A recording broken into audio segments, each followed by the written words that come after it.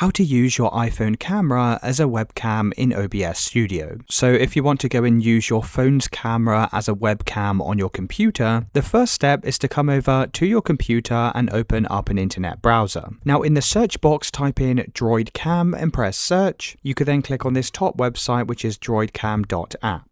Now scroll right down to the bottom of this page and you'll see OBS Studio. Click on the OBS plugin. You could then scroll down again and select your operating system, so mine's Windows, and then click on the download button. You could then come over to your downloads folder and open up the setup file. Click on I agree and click on next and click on install. Now if you get any kind of error message when installing this, then just make sure OBS Studio is completely shut down before you go and install it. Now once you've done this, go and head over to your iPhone and we need to load up the App Store. You could then use the search box at the bottom of the page and now go and search for droidcam and click on search. Go and download this app here, which is droidcam webcam. Once it's finished downloading, open up the app. Now click on continue, click on OK, and make sure to allow these notifications. You'll also need to allow access to your local networks. Once you're on this page here, we need to come over to our computer and open up the start menu. You could then load up OBS Studio. Now to go and add the webcam, click on the plus icon next to sources and go and select droidcam OBS. Now click on OK, click on the refresh device list, and you may be able to find your iPhone from this list. Now, if you can't see it, just make sure your iPhone and your computer are connected to the same Wi-Fi network. If it's not working, you can come down to the Wi-Fi